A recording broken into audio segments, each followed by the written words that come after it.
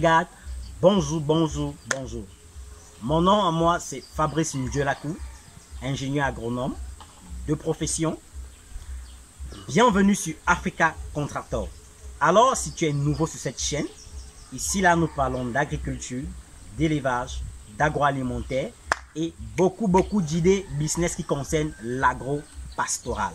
Alors, sur cette chaîne, tu auras toutes les clés pour réussir dans l'agro-business. Tu auras toutes les clés, c'est que tu rencontres les difficultés dans ton projet. Ici, tu recevras des conseils pour les pallier et pour remettre ton business agricole au top. Ce matin, nous allons parler d'une thématique très importante. Mais avant d'y arriver, tu as deux choses à faire. La première, abonne-toi à notre chaîne. Active la cloche de notification pour ne rater aucune de nos vidéos business.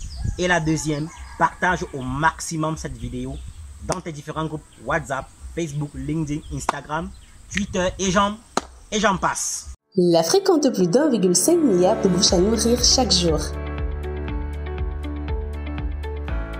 60% de projets agricoles et d'élevage meurent après 6 mois d'existence seulement. Mais pourquoi? D'après la Banque mondiale, ceci serait dû à un manque de formation des propriétaires dans ces domaines. Alors, si tu souhaites investir dans l'un de ces secteurs et surtout gagner beaucoup, mais vraiment beaucoup d'argent grâce à ton projet agropastoral, ceci te concerne. Nous mettons à ta disposition des formations de qualité et sur mesure dans les domaines de l'agriculture, de l'élevage, de l'agroalimentaire et de la provenderie. Attention! Ces formations sont disponibles en ligne, mais aussi en présentiel dans nos sites de Côte d'Ivoire et du Cameroun. Pour toute information, contactez le +237 658 58 36 56. Ne perdez plus de temps, contactez-nous dès à présent. Ce matin, je vais un peu vous parler d'un sujet assez important parce que durant la semaine passée, j'ai reçu beaucoup de questions et je me suis dit, au lieu de répondre à chacun, c'était environ 300 questions. Au lieu de répondre à chacun, je vais préférer faire une vidéo pour profiter, édifier tout le monde. Ce qui en ressortait de ces questions, c'est quoi? Je n'arrive pas à vendre. Je produis, j'arrive sur le marché, on me dit que ce n'est pas de la bonne qualité. Je produis, j'arrive, on me dit que non, il fallait plutôt produire ici. Parce qu'il y a une autre qui m'a dit, elle a produit le gombo blanc, mais elle arrive, on dit que non, ici c'est le gombo noir qui passe. Il fallait plutôt produire le gombo noir. En fait, ça résume une seule chose, les amis. Oui, ça résume une seule chose. C'est la commercialisation. L'étude de marché. C'est ça qui tue beaucoup de projets. J'ai compris une seule chose, c'est qu'ils n'ont pas eu une bonne étude de marché. D'un. De deux, ils n'ont pas eu les bons canaux d'écoulement de leurs produits. Je vais vous conter une histoire. Il y a un client qu'on a accompagné dans le littoral au Cameroun. Vous savez, le littoral, c'est une zone, je ne sais pas si je vais dire fluviale. Donc, chez eux, il y a beaucoup de poissons. Donc, quand vous voulez vous lancer dans la pisciculture dans le littoral, il faut savoir choisir vos espèces. Je prends un exemple. Au littoral, puisqu'il y a le Vouri à côté, il y a Kribi à côté, il y a Limbe à côté, où des poissons sortent. Il y a des très bons poissons. On a des poissons sols qui sortent de là. On a les bars rosada qui viennent. On a ceci, on a cela. Or, quand vous arrivez dans une zone comme le littoral, où il y a tellement du poisson, il faut d'abord savoir vous différencier des autres. Par exemple, les poissons sileux, ça ne sort pas dans le Vouri ou dans la mer, non. Mais quand vous venez avec les poissons comme les carpes, les tilapias, notons que ce sont des poissons qu'on élève en mer. Vous voyez un peu? Et eux, ils peuvent déjà avoir ça là-bas et à prix bas que le vôtre. Parce que notez que en mer, eux, ils pêchent, ils font de la pêche industrielle. Ce qui fait que c'est un peu souvent moins coûteux parce qu'ils ne nourrissent vraiment pas. Or, vous nourrissez en étant ou dans les bacs. Vous composez l'aliment en fonction du poisson. Et ça fait qu'aussi, vos poissons, en termes de qualité et de goût, vous avez les poissons les plus meilleurs. Il faut qu'on se dise la vérité. Parce qu'ils sont bien nourris, l'alimentation est contrôlée. Vous savez ce que vos poissons mangent. Vous contrôlez ce que vos poissons mangent. Et d'après mon expérience même, la plupart de mes clients qu'on a maintenant, eux, ils aiment manger les poissons élevés localement. Parce qu'ils disent que le goût est différent et c'est bien élevé en fait. Puisque c'est vous qui composez l'aliment, vous avez la maîtrise sur le processus de production de vos poissons. Alors maintenant, je disais tantôt, quand vous avez les poissons comme le tilapia, la carpe, ça va venir des bateaux de pêche. Vous avez une très grosse concurrence à laquelle vous ne pouvez pas encore faire le poids. Donc, vous voyez que si vous vous lancez dans ça, c'est un mauvais départ. La vente sera difficile. Là, nous sommes d'accord, non? Alors que si vous arrivez avec des poissons silules, par exemple, ou les poissons, il y a un poisson qu'on appelle la ceinture. Il ressemble un peu à quoi? Bon, je publierai une image de cela. Le poisson qu'on appelle la ceinture, il est textuellement comme le serpent. Quand vous le voyez, vous croyez que c'est le serpent. Mais quand vous vous rapprochez, vous vous rendez compte que c'est le poisson. C'est que vous voyez les écailles, les nageoires, pardon, pas les écailles, les nageoires. Donc, il faut vous distinguer avec ces poissons. Comme la silule, le poisson ceinture. Il y en a d'autres qu'on peut élever. Et quand vous vous distinguez comme ça là, d'abord vous avez déjà un marché réservé déjà pour vous. Parce que vous avez ce que de façon industrielle, ils n'en trouvent pas. Est-ce qu'on se comprend? Mais maintenant, c'est la technique de vente qui compte. Beaucoup produisent, mais n'arrivent pas à écouler. Et pour bien écouler vos produits, il est important de réaliser une étude de marché. Il est important de savoir les habitudes alimentaires de la situation géographique ou alors de la zone géographique ou des populations de où vous souhaitez écouler vos produits.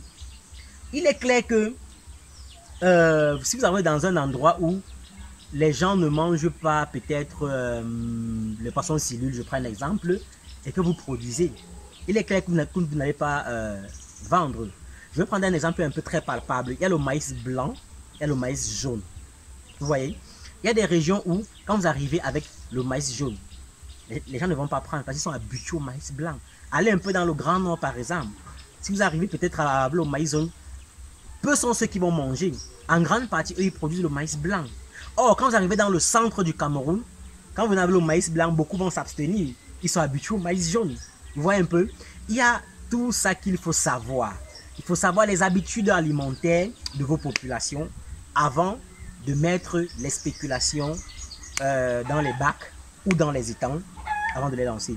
Maintenant, il y a aussi maintenant la stratégie de vente qui est importante. Vous savez, je peux avoir la plus belle marchandise. Je peux avoir de très beaux poissons, de très bons calibres.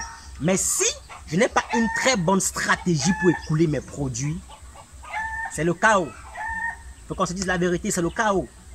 Ça va grossir, grossir, grossir, grossir là et commencer à mourir. Je vais un peu vous donner quelques tactiques que nous on utilise pour vendre. Déjà souvent, quand vous voulez faire la pêche, il est important de souvent passer faire une campagne, même 2 ou 3 fois avant le jour J de pêche, dans le quartier où votre projet est installé et dans les quartiers environnants. C'est-à-dire, vous passez voir, chez nous au Cameroun, il y a ce qu'on appelle, pas vraiment les bandes, ça là, mais celles qui font sont du petit commerce dans des petits comptoirs là. Elles vendent un peu de tout, un peu de tomates, un peu de poisson, un peu de poivron. Donc vous passez déjà voir ces femmes pour leur proposer la marchandise à l'avance. Parce que l'erreur que beaucoup commettent dans la pisciculture, c'est quand ils pêchent en étant ou dans les bacs, quand ils ont pêché, ils ont mis dans les seaux pour aller vendre, c'est où ils commencent à chercher le client. Non. N'oubliez pas que au Cameroun, beaucoup sont déjà habitués que pour avoir le poisson, je me dirige à la poissonnerie. Oui, beaucoup peuvent dire qu'il faut seulement aller à la poissonnerie. Alors que ils oublient qu'à côté, il y a des producteurs comme vous et moi qui produisent ainsi et de la bonne qualité pour leur santé et aussi pour leur faire gagner en temps et en argent. Il faut qu'on se dise la vérité. Donc vous voyez que si vous ne prenez pas la peine d'aller prospecter à l'avance avant la pêche, parce que quand vous avez vu la vidéo chez nous le jour de pêche, vous avez remarqué qu'il y avait les gens autour des bassines de poissons. C'est parce qu'on a pris la peine de passer de maison en maison, dit tel jour, on va pêcher le poisson, on va le vendre le kilo à tel prix. Il y a telle variété de poissons. On a acheté les variétés de poissons qu'on a avec les différents prix. Et on prend même parfois leur numéro. Et quelques 3 jours avant, on les relance avec des SMS. Et je vous assure, les poissons finissent toujours. Et parfois même, la demande est souvent si grande que parfois on se trouve en train de suppléer d'autres personnes que non, on s'excuse, la prochaine fois vous serez les premiers à être servis. Donc, vous voyez, il y a tellement de ces stratégies. Et maintenant, ça c'est les stratégies de base que l'on applique. Maintenant, à côté de ça, on a de grands clients. On a des poissonneries moyennes. Parce qu'il faut dire, il y a des costauds, des mastodontes de la poissonnerie au Cameroun dont on connaît. Nous, on ne peut pas traiter avec eux. Eux, ils pêchent au Chili, un peu de partout. À côté maintenant de ces petits revendeurs et des habitants, parce qu'on part dans les maisons aussi pour prospecter. À côté maintenant de ça, cherchez des petites poissonneries ou alors des moyennes poissonniers. Si vous voulez, des petites poissonneries ou des moyennes poissonneries. Et vous les prospectez. Parce que ceux-là, et ils achètent chez les mastodontes de la poissonnerie au Cameroun pour venir revendre dans leur poissonnerie. Vous voyez? Alors que si vous pouvez leur proposer ce tilapia, ces carpes qui partent acheter là-bas, ils prennent chez vous, ils partent vendre. Ils gagnent d'abord en argent parce que vous, il faut dire, il n'y a pas des impôts, c'est pas passé au port, il n'y a pas des impôts que vous avez payés, il n'y a pas ça. Donc c'est encore un peu free. Et le coût de revient pour lui, c'est un peu moins cher par rapport à ce qu'il prend de l'autre côté. Et vous également, ça vous fait rapidement gagner en temps et en argent. Donc c'est important. Donc ça c'est quelques stratégies, mais notez que il y a des stratégies plus approfondies. Hein, et d'ailleurs on a une formation dessus. Comment vendre tout ce que vous produisez. Cette formation est disponible sur notre site web. C'est une formation que vous pouvez la faire en ligne ou en présentiel dans nos locaux. Ok. Je vais simplement récapituler pour conclure ma vidéo en disant ceci. Avant de produire, menez une étude de marché. Renseignez-vous sur les habitudes alimentaires des populations dont vous avez ciblé pour vendre vos produits. Et surtout, prospectez avant les jours de pêche. Prospectez avant les récoltes. Prospectez avant les ventes. Que ce soit pour ces conseils que je vous donne ici, ça marche en agriculture. Ça marche en élevage. Ça marche dans l'agroalimentaire. Par exemple, nous, avant de mettre notre vin d'ananas sur le marché, on a déjà préparé la population à l'avance. Avant de mettre notre vin blanc de fraises ou de pommes de France, ils sont déjà préparés. Et on a des commandes. Vous voyez un peu, avant de sortir le poulet de chair, on a à prospecter. Avant de sortir le poisson, on a à prospecter. Avant de sortir le maïs, l'ananas, le gombo, on a déjà des clients à l'avance. Donc, prospectez avant les récoltes, prospectez avant les pêches. Faites une bonne étude de marché. Renseignez-vous sur les habitudes alimentaires des populations que vous ciblez pour vendre vos produits. Avec ça, vous n'aurez plus jamais les problèmes de commercialisation et d'écoulement de vos produits. Merci d'avoir regardé cette vidéo jusqu'à la fin. N'oubliez pas de vous abonner. N'oubliez pas d'activer la cloche de notification. Et surtout, partagez au maximum cette vidéo. Ciao et à la prochaine.